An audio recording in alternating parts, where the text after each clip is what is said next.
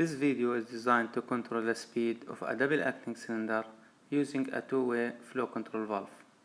After you watch this video, you can know how we control the speed of a horizontal hydraulic press movement.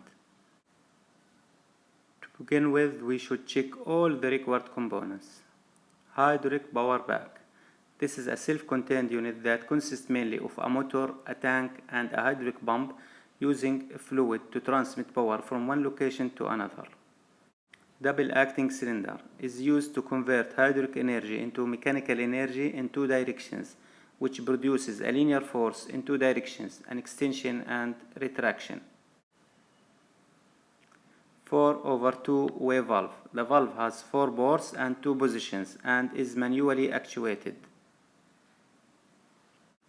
Shut-off valve. The shut-off valve is a manually operated valve that controls the supply of fluid to or within the system.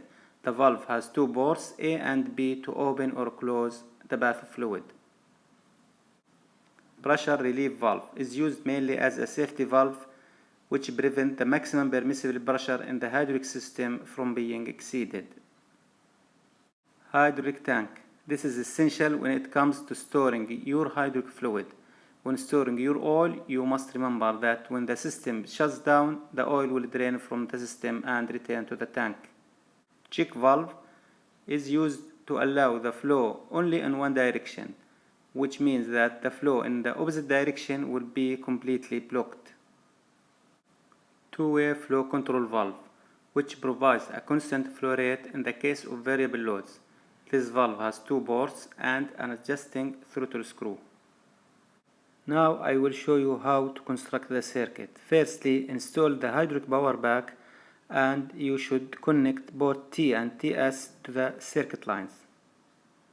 After that, put the shut-off valve in its correct position to discharge the hoses from oil for maintenance or other reasons.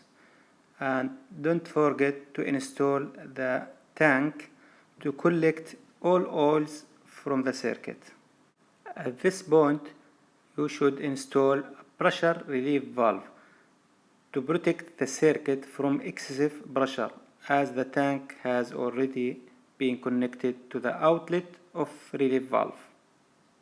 Now install the 4/2 way valve, which controls the direction of oil flow to the double acting cylinder in position 1 and 2. Here you can see a discharge tank that is responsible for collecting the oil that comes from the double acting cylinder. We need to install 2 components: check valve to allow oil to flow only in one direction from cylinder to the tank. The second component, two-way flow control valve, to control the speed of oil flow to the final component of our circuit, double acting cylinder. Finally, we reach to install the important component, double acting cylinder, that we construct this circuit to control the speed of its piston rod. Now I will show you the oil flow path on this circuit. Here you can see our completed circuit, and we will start with position 1. When the hydraulic power bag is switched on, the oil will flow out from port P to flow through a 4/2 way valve and direct to the right side on double acting cylinder. As you see here, the oil will enter to the right side inside the double acting cylinder, which pushes the piston rod to the left side, and the oil from left side on double acting cylinder will flow through check valve to the discharge tank. If you move the 4/2 valve lever, you can switch to position 2, and here the oil will flow out from port P on hydraulic power bag to 4/2 way valve.